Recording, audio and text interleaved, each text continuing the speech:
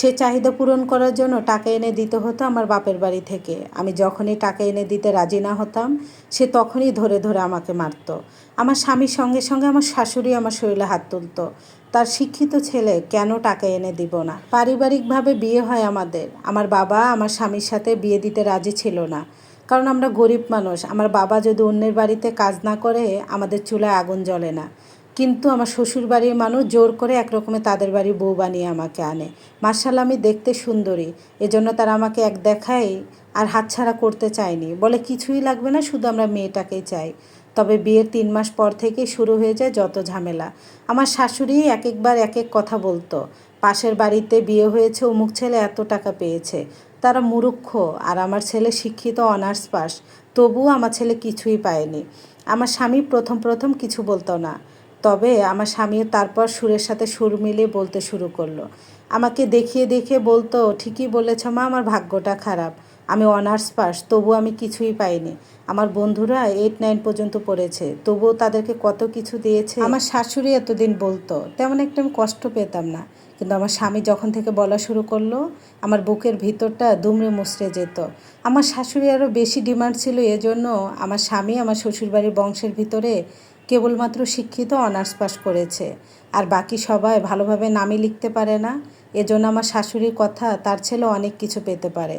সে যে অনেক বড় লোক তা না, আমাদের থেকে তার একটু ভালো চলে। প্রতিনিয়ত আমার শাশুড়ি আর আমার স্বামী আমার সঙ্গে যে কত খারাপ ব্যবহার করতো সেটা নাই বা বললাম। বাড়ির সবার থেকে ছোট মাছের পিসটা আমাকে দিত।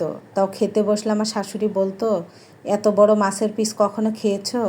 সঙ্গে সঙ্গে আমার স্বামী বলতো, আরে মা তুমি যে কি বলো, জীবনে মাছের পিস খাইছে কি না? চোখের পানি ভাতের সঙ্গে মিশে আমার গলাতে নামতো। আর আল্লাহকে বলতাম, গরিব বানিয়ে পৃথিবীতে পাঠিয়েছো, কথা তো আমার শুনতেই হবে, তাই না?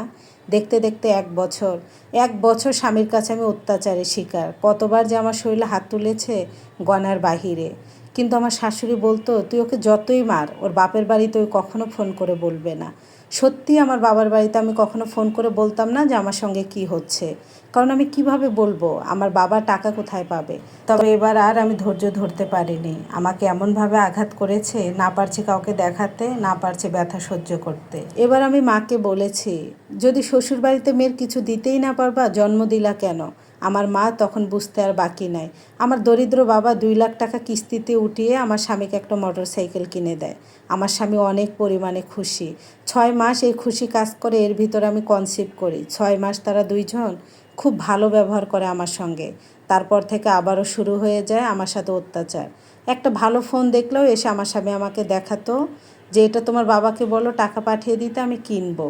আর এইদিকে আমার বাবা ওই 2 লাখ টাকায় কিস্তি দিতে পারতো না। কিস্তিওয়ালা এসে খারাপ ব্যবহার করতো, এবং কি আমাদের বাড়িতে কিছু নাই বলে আমাদের বাড়ি থেকে টিউবওয়েলটা পর্যন্ত খুলে নিয়ে গেছে, কিস্তি ওটা বিক্রি করে দিবে। অথচ আমার স্বামীর এক এক দিন এক এক ডিমান্ড। বন্ধুরা একটা ভালো শার্ট কিনলেও সেই টাকাও আমার বাবার বাড়ি থেকে এনে দিতে হবে, সে চাইতো। অথচ সে কিছুই করতো না, ঘুরে বেড়ে খেত। সে না একটা কাজকাম করতো, না একটা কিছু করতো।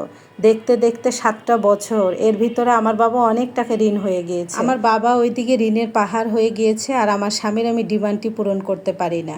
সে এক একবার এক এক চাহিদা। দেখতে দেখতে 7টা বছর পার করে ফেলেছি। এখন আর আমি মারকে ভয় পাই না। মারতে মারতে আমার শরীরে তো কিছুই নাই। আমি দেখতে এখন 60 বছরের বুড়ির মতো হয়ে গিয়েছি। আর আমার শাশুড়ির আমার স্বামীর নির্যাতন আমি প্রতিনিয়ত জ্বলছি। সে যে আমাকে মৌখিক কতবার তালাক দিয়েছে তা বলার বাহিরে। মনে হয় অনেক আগেই আমাদের তালাক হয়ে গিয়েছে। আমার ছেলে বাচ্চাটা তার কাছে যেতে ভয় পায়, বারবারই বলে আমরা বাবার কাছে থাকবো না।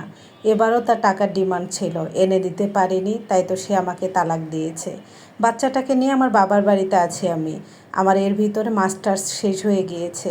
এখন আমি একটা ভালো জব করে আমার বাবা মাকে নিয়ে আমাদের গ্রাম থেকে অনেক দূরে আছি, অনেক ভালো আছি।